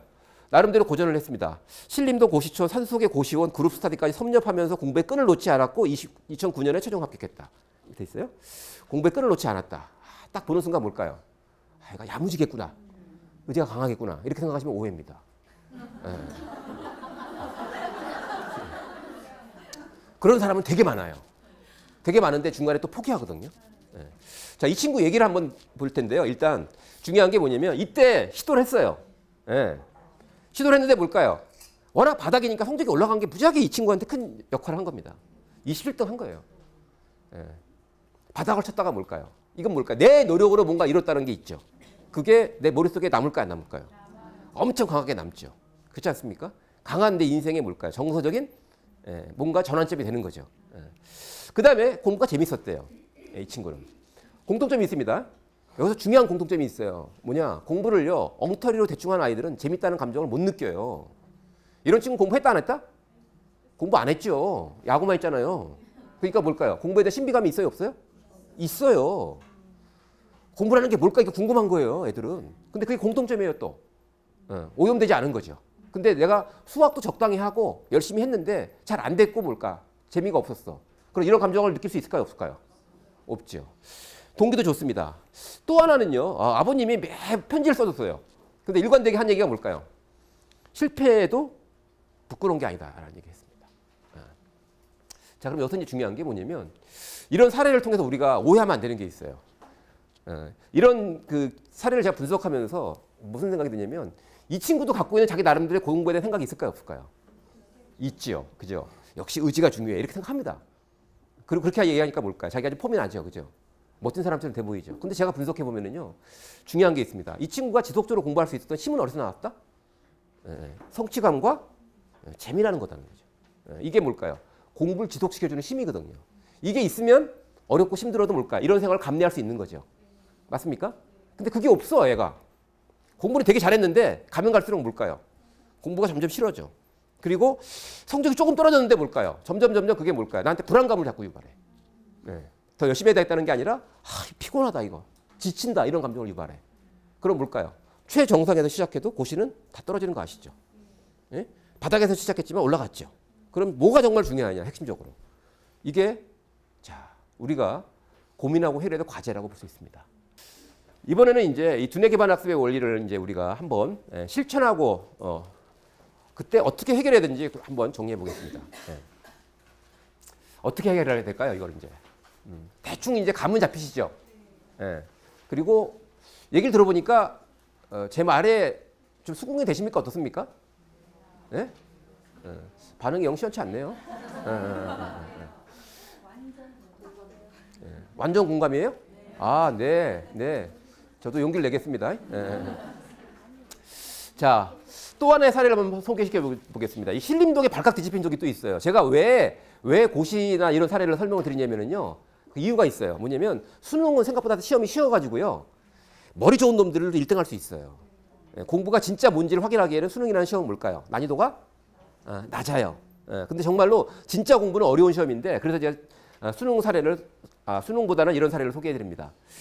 신림동이 발칵 뒤집힌 적이 있어요. 이 사람 때문에 그렇습니다. 영문과를 졸업했는데요. 사실 수석을 했어요. 2년 만에 졸업하고 나서. 10년을 해도 뭘까요? 다 떨어지는 판에. 무지하게 열받았습니다. 사람들이. 자, 한번 쭉 보겠습니다. 이 친구의 기록이 있습니다. 슬럼프 없이 수험 생활을 마칠 수 있었고 또 좋은 결과를 얻을 수 있었던 것은 항상 계획을 현실적으로 지킬 수 있는 것보다 넘치게 세우고 그걸 쫓아가려고 노력하였다. 무엇보다 시간 관리와 생활에 대한 통제를 엄하게 했기 때문이 아닌가 생각이 듭니다. 이게 이런 글들이 헷갈리게 만드는 거죠. 그리고 저것도 중요한 건 있죠. 누구는 이렇게 하고 싶지 않을까요? 그게 문제 아닐까요? 누구는 이렇게 하고 싶지 않을까요? 조금 더 가보겠습니다. 공부를 하면서는 하고 싶은 일들을 많이 포기해야 했기에 문득 우울한 기분이 들기도 하고 어떨 때는 억울한 기분이 들기도 했대. 쉽지 않은 거죠, 그죠? 근데 이런 것들은 제가 볼 때 양념이에요. 이런 글이 들어가야지만 좀 돋보이거든요. 보통 이런 거 다 쓰더라고요, 이렇게. 근데요, 여기서 중요한 게 있습니다. 이런 대목이 나오더라고요. 그럴 때마다 나는 누구도 나에게 이 길을 강요한 적이 없었고 스스로 좋아서 선택한 길이었다는 점을 떠올렸고 내가 선택한 것에 대한 책임을 지고 싶다는 생각을 했다. 이렇게 돼 있어요. 그럼 여기서 정말 무엇이 이 친구의 성공을 결정했을까요? 정말로. 제 주변에도 많이 있고요. 제가 고시 준비하는 학생들도 상담을 이전에 많이 했거든요. 고시 학습법도 제가 상담을 많이 한 적이 있어요. 근데 여기서 중요한 게 뭐냐면요. 자기가 선택한 거예요. 그리고 뭘까요? 고시를 먼저 준비한 게 아니라 4학년 때인가 3학년 때인가요? 법학 과목을 들었는데 너무 재밌었다는 거죠. 재미있어도 뭘까요? 너무 재밌었다는 거예요. 그리고 이 친구는 뭐 집에서 가문의 영광을 위해서 뭐 판사가 없나 이런 얘기 들은 적도 없어요. 제가 볼 때는 비슷한 게 있습니다. 자, 이런 과정은 다 있겠죠. 그죠? 남들 놀 때 뭘까요? 못 노는 거. 우울할 수 있죠. 근데 중요한 건 누구는 버틴다는 거죠. 그걸 이겨내고 뭘까요? 성공하는데 누구는 뭘까요? 조금만 힘들어도 왔다 갔다 하죠. 그 차이가 과연 의지의 문제일까요? 의지의 문제로 설명하면 답이 없어요. 자, 정말 무엇이 결정하는 걸 봐야 되는데요. 학문의 즐거움이라는 책이 있고요. 공부의 즐거움이라는 책이 있고요. 공부의 즐거움 뭐 이런 책들이 많이 있습니다. 이런 책들을 잘 안 보죠. 잘 안 봅니다. 그죠? 가끔 뭐 보고 싶은 생각이 들 때는 있어요. 그죠? 근데 실제로 이런 책들을 저는 많이 분석을 해봅니다. 왜? 이 사람들이 진정한 공부의 대가들이잖아요. 그죠? 그럼 이들의 얘기가 있어요. 공통적인 분모가 있습니다. 자, 영상 하나 보여드리겠습니다. 쉽진 않죠. 쉽진 않은데 내가 생각하는 친구 진짜 이거 풀었을 때 성취감을 생각하면 자, 이 방송은 뭐냐면요. SBS 스페셜에서 몰입에 대한 연구를 하면서요. 양수리에 있는 한적한 연수원에 중학생들을 데려다 놓고요. 어려운 문제를 하나씩 줬어요. 근데 그거는 중학교 수학 수준을 뛰어넘습니다. 고등학교 수준의 어려운 문제를 주고요. 한 문제만 풀면 되는 거예요. 2박 3일인가 동안. 근데 이 친구가 얘기가 어렵죠. 그죠? 근데 그걸 풀어냅니다. 아이들이. 풀어내는 아이들이 있어요. 그게 뭘까요? 이게 공부의 즐거움, 학문의 즐거움을 얘기한 사람들의 기록을 봐도요. 뭔가 충격적인 사건이 한 번 있습니다. 이 친구도 뭔가 있었겠죠. 나름대로 생각하는 것도 재밌고 성취감을 생각하면 이게 뭔가 경험했다는 얘기죠. 그죠? 이게 그냥 주입이 됩니까? 안 됩니까? 안 되는 거죠. 그죠? 그럼 뭔가가 있었다는 거예요. 그게 제가 볼 때는 터닝 포인트가 있었다는 겁니다. 바로 이제 몰입인데요. 몰입을 경험한 사람들이 이게 인생이 달라지더라는 거죠. 몰입을 경험한 사람들이. 자, 여기서 이제 몰입이라는 건 뭘까요? 잘 보세요. 몰입은요. 이걸 자극하는 거예요. 그동안 써먹었지 못했던 잠재력을 자극하는 겁니다. 그래서 이게 강력한 거예요. 자, 어떤 아이가 수학을 정말 못합니다. 근데 뭘까요? 특정 분야, 특정 인물, 특정한 과제는 되게 열심히 하고 재밌어 하는 친구들이 있죠. 그렇죠. 그 친구는 지금 몰입하고 있는 거예요, 거기에. 근데 문제는 시험을 못 봐. 왜? 시험 범위를 다 공부를 못 하거든, 그런 아이들은. 필 꽂히는 거는 깊숙이. 그렇지만 뭘까요? 옆으로 안 나가죠. 이런 친구들을 우리가 어떻게 해야 될까요? 이게 고민인 거죠. 또 이런 경우가 있습니다. 전반적으로 수학을 싫어해. 근데 시험 범위는 많아. 어떻게 해야 되죠? 고민이죠. 그러니까 이런 문제들을 잘 푸셔야 돼요. 집에 가셔서. 그러니까 당장 우리 아이의 모습을 보면서 뭘까요? 어떻게 적용할지를 고민을 한번 해봐야 됩니다. 저는 일단 원리를 좀 설명 더 드릴게요. 바로 여기에 있어요. 뭔가. 목표를 향해 가는데 여기에 있어요. 제가 보니까. 상당히 우연적이라는 겁니다. 공부를 연구하면 연구할수록 뭘까요? 우리가 생각했던 것처럼 되는 게 아니고 우연적이라는 건데 근데 사실은 그 우연을 뭘까요? 과학적으로 설명해 보니까 거의 필연에 가까워요. 단지 우리의 뭘까요? 기존의 생각을 가지고 바라보니까 우연인 거죠. 자, 요게 뭘까? 요게 찾는 게 중요하죠. 자, 먼저 중요한 원리가 있습니다. 특히 중요한 것은 도전과 능력 사이의 균형. 사람은 자기 능력이 미치는 적당히 도전적인 일을 잘 해낼 때 저절로 몰입이 됩니다. 도전 과제가 자기 능력을 넘어서면 어려워서 포기하게 되고 반면에 너무 쉬우면 지루하고 따분해지기 때문에 몰입하기 어렵습니다. 자, 첫 번째가 이제 이게 문제가 있어요. 자, 한번 잘 생각해 보세요. 어떤 아이가 수학에 조금씩 흥미를 느끼기 시작했어요. 왜? 정서가 중요하다 그러니까 정말로. 너 수학 못해도 좋으니까 수학 공부할 때 좀 즐겁게 재밌게 한번 해보자. 이렇게 확 생각을 바꾸고요. 수학을 잘하는 방법이 아니라 즐겁고 재밌게 할 수 있는 방법으로 목적을 방향을 확 틀었어요. 그러면 그럴 가능성이 있을까요? 없을까요? 수학을 재밌게 공부할 가능성이 있을까요? 없을까요? 있습니다. 중요한 것은 이런 거예요. 절대 얄팍하게 접근하시면 안 돼요. 우리 아이는 지금 현재 공부 힐링이 필요해. 수학이 필요한 게 아니라 수학의 경험이 필요해. 재미가 필요해. 그럼 뭘까요? 버릴 거 버려야 되죠. 그죠? 자, 여기서 중요한 게 있습니다. 수학 공부 시작했어. 근데 얘가 시험 범위를 다 못 채울 것 같아. 근데 시험 범위를 얘가 한다면 뭘까요? 난이도가 높을까요? 낮을까요? 갑자기 팍 올라가겠죠. 그러면 그냥 적정한 난이도에서 얘가 수학을 하면 즐겁게 할 수 있는데 얘는 달라진 게 없어요. 근데 뭘까요? 갑자기 부담을 확 느끼면 뭘까요? 재미를 느낄 수 있다 없다? 느낄 수 없다라는 거죠. 느낄 수 없다라는 거예요. 거기서 뭔가를 선택해야 되겠죠. 자, 여기서 이제 한번 정리해 보겠습니다. 이 플로우라는 이 몰입인데 몰입에 대한 연구를 보면은요. 일단 난이도가 있어요. 항상. 난이도가 적정해야 돼요. 두 번째는 뭐가 있을까요? 동기가 있어요. 동기. 뭐죠? 좋은 대학 가야지. 우리 엄마를 기쁘게 해줘야지. 이렇게 하면 재미가 없어요. 재미를 못 느껴요. 동기가 뭐여야 될까요? 뭘 동기로 해야 될까요? 수학 잘하자. 진정한 실력자가 되자. 예. 수학의 달인. 예. 최고난이도 수학. 예. 동기가 재미여야 돼요, 재미. 예. 동기가. 예. 재미여야 돼요. 그 다음이 뭘까요? 그 다음이 성취감이어야 돼요. 성취감을 먼저 앞세워도 뭘까요? 재미를 못 느낄 가능성이 있죠. 재미가 먼저 앞서야 돼요. 네, 동기가. 그러니까 재밌는 것만 하는 거예요. 재밌는 것만. 네? 갑자기 불안해지시죠. 네? 재밌는 것만 하는 거예요. 재밌는 것만. 근데 문제는요. 말씀드린 것처럼 그게 터닝 포인트가 되거든요. 네. 또 뭐가 있을까요? 성취의 문제가 있죠. 그 다음이. 네. 해서 좀 돼야 돼요. 이게. 네. 근데 여기서 중요한 게 있습니다. 우리나라에서요. 우리나라와 같은 경쟁이 치열한 환경에서 성취감을 아이들이 느낄 수 있는 확률은 얼마나 될까요? 성취감을 느낄 수 있는 확률. 네, 거의 없습니다. 전교 1등도 뭘까요? 엄마들이 만족하지 못하거든. 네, 엄마들의 욕심 때문에 성취감을 못 느껴요, 애들이.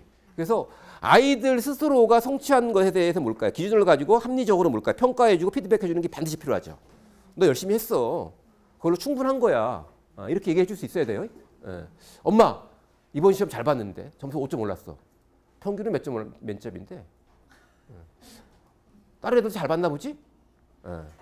엄마는 이번에 90점이야. 1등은 몇 점인데? 뭐 이런 거 있잖아요. 이런 거. 이러면 성취감은 뭘까요? 느낄 수 있어요? 없어요? 없죠. 성취감도 상당히 뭘까요? 다른 기준을 접근해야 됩니다.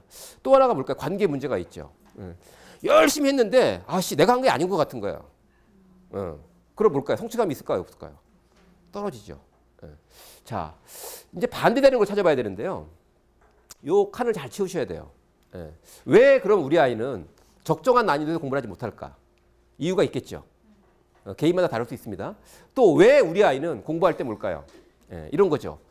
시험 기간에 억지로 합니다. 이 얘기는 뭐냐면 공부에 대한 내적 동기나 의욕이 있다가 아니라 뭘까요? 어쩔 수 없이 떠밀려서 하는 거거든요. 근데 그런 동기를 갖고 있으면은요 점점 힘들어져요. 나중에 희망이 진짜 없습니다. 왜? 점점 유쾌한 감정보다는 불쾌한 감정을 많이 경험하겠죠. 그죠? 그럼 점점 더 미루겠죠. 점점 더 심해지죠.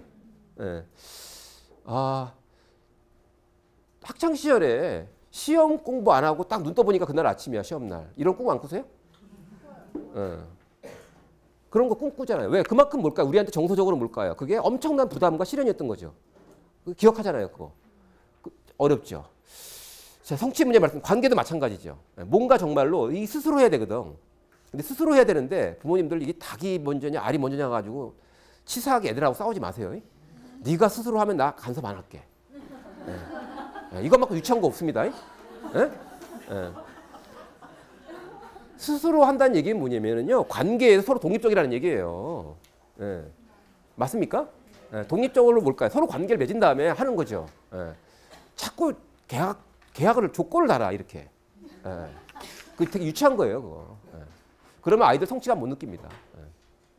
자, 실제로 사례를 한번 보겠습니다. 제 제자들이 아주 훌륭한 사례들이 많이 있는데요. 그 중에 이전에 소개한 적이 있었던 것 같은데 쭉 보면은요, 이제 이런 겁니다. 이번에는 좀 다른 방식으로 풀어보자. 이 어머님이 이제 아이들을 접근하는 방식이 달라졌습니다. 다른 방식으로 좀 풀어보자. 어떻게 했냐면은요, 일단 배운 거니까 네가 처음부터 풀지 말고 풀어보고 싶은 것부터 단원부터 골라서 풀어봐라 이렇게 했다는 거죠. 가서 적용을 한 거죠, 그죠? 직접 교육을 받고. 그랬더니 뭐라고 그랬냐면 참 놀랍게도 너무 신이 나서 문제를 푼다는 거예요. 네가 풀고 싶은 거 골라서 풀라 그랬더니. 그러면서 뭐라고 그러냐면 슬쩍 물어봤더니 자기가 골라서 문제를 푸니까 훨씬 재미가 있다는 거죠. 그렇죠. 아이가 수학에서 재미를 못 느낀 이유는 아리의 머리가 나빠서가 아니라는 거죠. 그 아이가 공부한 조건이 뭘까요? 수학의 재미를 느낄 수 없었던 조건이었다는 거죠. 근데 그 조건을 바꿔주니까 뭘까요? 달라지죠. 달라집니다. 자, 또 이제 이 경우도 마찬가지인데요. 이 경우도 잠깐 볼까요? 이렇게 얘기합니다. 매일 하는 걸 부담 갖지 않는데요. 이제 왜? 할만 하니까. 그 전까지는 매일매일 꾸준히 하는 게 어려웠는데 되게 중요한 거죠. 여기서 이제 습관을 잡으려고 하시면 실패합니다. 습관은요, 잘 보세요. 습관은요, 하고 싶은 일을 할 때 잡아야 돼요. 하기 싫은 일을 억지로 하면서 습관이 잡힐까요? 자, 매일매일 하는 걸 부담 갖지 않는다 이렇게 돼 있어요. 혼자 하더라는 거죠. 하기 싫으니까 뭘까요? 누가 옆에서 감시를 해야지 하는 거예요. 알겠습니까? 하기 싫으니까 그런 거예요, 그거는. 자, 집중해서 태도도 되게 좋아졌죠. 그리고 이렇게 얘기합니다. 재미있대요. 이거 뭘까요? 스스로 하는 뿌듯함이 있답니다. 분명히 다른 경험이죠. 잠깐만요. 이런 것들이 이제 이런 경험들은요, 실제로 아이들에게 공부에 대한 태도를 확 바꿔주거든요. 정말 힐링이 확실하게 되는 거죠. 그래서 이게 적용이 돼야 돼요. 적용이 되는데 이제 그때 문제는 뭘까요? 쉬울까요, 어려울까요, 이게? 현실에서는 대단히 어렵습니다. 왜냐하면 부모님과의 관계가 이미 왜곡돼 있거든. 독립적이지 않아. 되게 의존적이야, 아이가. 그리고 뭘까요? 이미 엄마가 무슨 얘기를 해도 뭘까? 믿질 않아. 중요한 게 재밌게 공부해보자. 엄마도 재밌었어? 뭐 이렇게 물어보면 할 말이 없는 거죠. 자, 그렇게 나오는 게 문제예요. 근데 어찌됐거나 중요한 게 있죠. 중요한 게 뭐냐면 그 길로 가야 돼요. 그래서 아이들 공부의 터닝 포인트를 만들어줄 필요가 있습니다. 자, 앞에 소개했던 윌리스의 수업 혁명을 보니까 이런 말이 나옵니다. 학생들이 직접 자신의 학습 속도에 맞춰 수업 주제에서 자신이 관심 있는 부분을 선택하고 그 내용을 어떤 식으로 학습할지 몇 가지 학습 방법을 선택할 수 있는 기회를 주어 학습 내용에 주의를 꾸준히 기울이게 한다. 이렇게 돼 있어요. 이 선생님 얘기입니다. 되게 다르죠, 그죠? 여기 보면 속도에 맞추래요. 빠른 아이가 있고 느린 아이가 있습니다. 제가 어제 수학 교사들한테 그런 얘기를 했어요. 학습 부진 아이들을 어떻게 하냐요. 제가 한 방 해결해 줬거든요. 수학을 잘 못 따라오는 아이들이 있으면 걔들한테는 목표를 50점으로 정해줘라. 50점. 50점. 그럼 애들이 뭘까요? 포기할까요, 안 할까요? 포기 안 하죠, 그죠? 근데 걔들은 수업 시에 참여하는 거예요. 목적이 50점이니까. 그러니까 몰라도 뭘까요? 당당해, 애들이. 그리고 나면 뭘까요? 일단 공부를 하죠. 그 다음에 60점, 70점 이러면 희망이 있습니까, 없습니까? 있죠. 근데 똑같은 속도로 애들 끌고 가려고 그래, 선생들이. 그럼 뭘까요? 선생님들은 자신도 모르게 뭘까요? 잘하는 애들, 수업을 잘 따라오는 애들한테 속도를 맞추게 돼 있죠. 그 나머지 애들은 다 뭐죠, 그러면? 다 죽는 거지. 자, 두 번째는요, 관심 있는 부분만부터 공부를 하래요. 책을요, 볼 때 교과서나 교재 같은 경우는요, 순서대로 보는 게 아닙니다. 후루룩 넘기다가 뭘까요? 궁금하면 그거 보는 거야. 후루룩 넘기다가 뭘까요? 재밌으면 그거 보는 거야. 처음부터 순서대로 뭘까요? 의무적으로 책을 보는 거는 이게 이상하게 한국식이에요. 이거 좋은 독서법이 아닙니다. 아시겠습니까? 특히나 시험 공부할 때는 뭘까요? 처음부터 쭈르륵 보죠. 근데 쭈르륵 보는 재미가 없어. 열심히 할 수 있습니까, 없습니까? 열심히 할 수 없잖아요, 그렇죠? 그러면 처음부터 끝까지 다 보겠다는 게 무슨 의미가 있어요? 괜히 나만 힘들게 만드는 거죠. 자, 그 다음에 여러 가지 방법이 있죠. 선택해보는 거야. 매일매일 연산을 꼭 그렇게 해야 될까요? 방법을 바꿀 수 있잖아요. 서점에 가보세요. 학습지도 다양하죠. 다양한 콘텐츠가 있습니까, 없습니까? 그럼 거기서 우리 아이한테 좀 더 재미있고 효과적인 게 뭘까를 찾아봐야 되는 거죠. 자, 여기서 이제 중요하게 생각해야 될 게 뭐냐면 이렇게 되면 아이들은 뭘까요? 자식이 스스로 머리를 쓰게 돼요. 공부에. 왜? 유쾌한 감정이 성취감을 유발하면서 뭘까요? 야, 이거 할만하네. 또 하나 뭘까요? 인생에서 중요한 게 있죠. 하루하루가 행복할 수 있죠. 얘가 의욕이 생기는 거예요. 그런 아이들이 전반적으로 뭘까요? 저항력이 생깁니다. 뭐에? 휴대폰이나 게임이나 이런 거 저항력이 생기는 거예요. 그걸 아셔야 돼요. 스마트폰 이런 데 집착하는 아이들은요, 전반적으로 삶이 불행한 거거든요. 불행한 가장 중요한 이유는 뭘까요? 공부가 재미가 없어. 근데 그걸 해야 돼, 계속. 해도 잘 안 돼. 전반적으로 뭐죠? 짜증의 수준이 높죠? 이거 풀어야죠. 애나 어른이나. 그런 아이들이 뭘까요? 인터넷 들어가면 안 나오는 거죠. 엄마하고 사생활 하는 겁니다. 엄마하고 아빠 잘 때까지 기다렸다가 뭘까요? 눈 번쩍 뜨는 거죠. 새벽에 일어나서 하는 거죠. 왜? 그때만이 뭘까요? 내가 그래도 마음이 편하니까. 그런 원인을 보지 못하고 그거 뜯어 말긴다고 될까요? 학교폭력? 가해 학생들? 뭘까요? 짜증나는 거거든, 전반적으로. 왜? 공부가 재미가 없어. 해도 안 될 것 같아. 포기했어. 그런 인생이 행복할 수 있을까요? 자, 그래서 이제 한번 정리를 해보겠습니다. 이런 바퀴가 있고 이런 바퀴가 있어요. 그죠? 이게 뭐가 결정할까, 진짜 이거? 바퀴가 크면 뭘까요? 시원시원 잘 나가고 또 중요한 게 있죠. 여유가 있죠, 그죠? 그러니까 뭘까요? 다양한 체험도 할 수 있고 여가도 있고. 바퀴가 작아. 무엇이 정말 결정할까를 생각해 보면은요, 바로 이겁니다. 두뇌가 결정한다는 거죠. 두뇌가. 자, 이쪽은 아주 활성화된 두뇌죠. 공부가 즐겁고요. 관심 있는 걸 내가 골라서 하는 거고요. 방법도 뭘까요? 나한테 맞는 방법이 이미 있어. 두뇌가 활성화되죠. 예. 하는 행위 자체가 즐거울까요? 아니면 빨리 끝내고 싶을까요? 즐겁죠. 즐겁죠. 예. 자, 이쪽은 뭘까요? 많이 비어있죠. 예. 두뇌가 움직이지 않는 거예요. 정서적으로 위축된 아동의 두뇌입니다. 예. 이 상태에서 뭘까요? 아무리 아우르까우르 버텨봐야 제가 볼 때 한계가 있어요. 왜?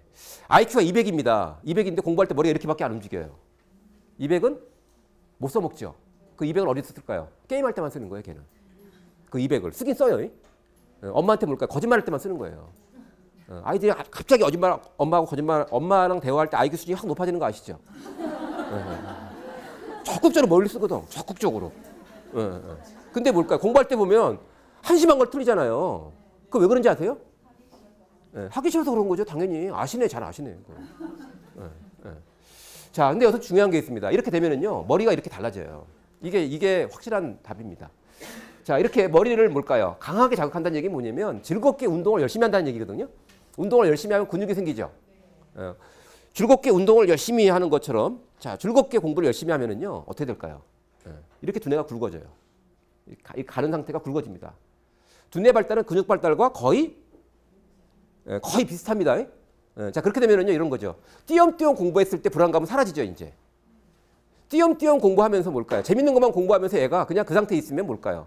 놓치는 게 있잖아요, 그죠? 근데 중요한 게 있습니다. 뭐냐면 띄엄띄엄 재밌게 공부하다 보니까 애가 두뇌가 발달을 낸 거예요. 아시겠습니까? 그러니까 뭘까요? 관심이 확장이 되죠. 자, 여기서 이제 중요한 게 뭐냐면 작업 기억에 정보가 들어옵니다. 뭔가 가공하고 싶은데 배경지식이 없으면 뭘까요? 이해가 돼요, 안 돼요?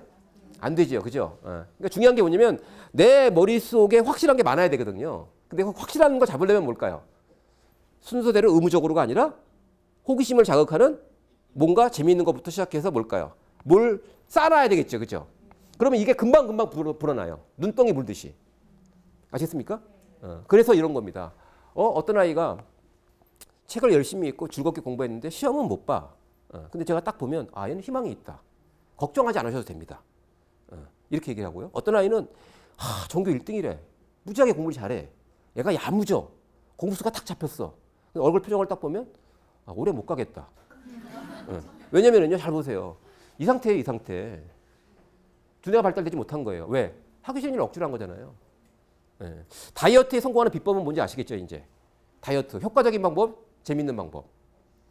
네? 좀 도와주세요. 재밌는 방법이죠, 무조건. 네? 효과적인 방법, 오래 지속할 수 있는 방법.